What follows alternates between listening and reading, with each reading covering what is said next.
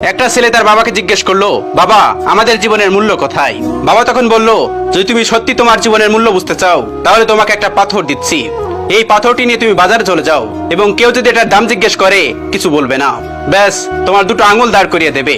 ওই ছেলে বাজারে গেল এবং কিছু সময় বসে থাকলো এবং কিছু সময় পরে একটা বৃদ্ধ মহিলা তার পাশে আসলো এবং ওই পাথরের দাম জিজ্ঞেস করা শুরু করলো। ওই ছেলে একদমই চুপ ছিল, সে কিছুই বলল না, শুধুমাত্র তার দুটো আঙুল দাঁড় করিয়ে দিল। তখন ওই বৃদ্ধ মহিলা বলল, 200 টাকা? ঠিক আছে, এই পাথরটি আমি তোমার কাছ থেকে ক্রয় করে নিব। ওই বাচ্চাটি একদম অবাক হয়ে গেল, একটি পাথরের দাম 200 টাকা। সে দ্রুত তার বাবার কাছে গেল এবং তার বাবাকে বলল, বাবা বাজারে আমি একটা বৃদ্ধ মহিলাকে পেয়েছিলাম, সেই পাথরের মূল্য 200 টাকা দিতে প্রস্তুত ছিল। বাবা বলল, এবার পাথরটিকে তুমি জাদুঘরে নিয়ে যাও, যদি কেউ এটার মূল্য জানতে চায় তাহলে কিছু বলবে না, শুধুমাত্র তোমার দুটো আঙুল দাঁড় করিয়ে দেবে। ওই ছেলেটি জাদুঘরে গেল আর সেখানে একজন মানুষের নজর ওই পাথরের উপর গেল। তখন সে ওই পাথরের দাম জিজ্ঞেস করলো। ওই বাচ্চা একদম চুপ ছিল এবং তার দুটো আঙুল দাঁড় করিয়ে দিল। তখন ওই মানুষটি বলল, 20,000 টাকা? ঠিক আছে, আমি তোমার এই পাথরের জন্য 20,000 টাকা দিতে প্রস্তুত, এই পাথর তুমি আমাকে দিয়ে দাও।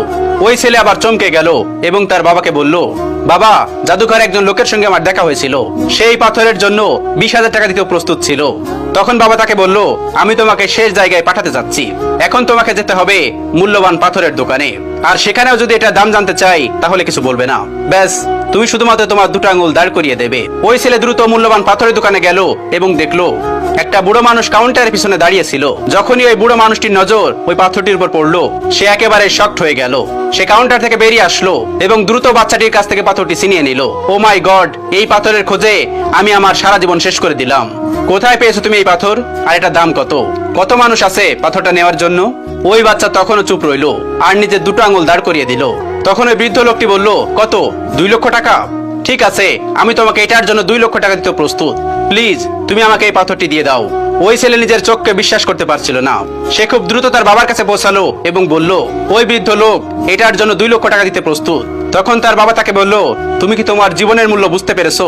তোমার জীবনের মূল্য এই কথার উপর ভিত্তি করে তুমি তোমাকে কোথায় রাখছো, এটাই তোমাকে ঠিক করতে হবে। 200 টাকার পাথর হবে নাকি 2 লক্ষ টাকার পাথর হবে? জীবনে এমন কিছু লোক থাকবে যারা তোমাকে ভালোবাসবে, তাদের জন্য তুমি সবকিছু। আর কিছু লোক এমন হয় যারা তোমাকে একটা বস্তুর মতো দেখবে, তাদের জন্য তুমি কিছুই না। এটা তোমার নিজের উপর নির্ভর করবে তোমার জীবনের মূল্য কি হবে।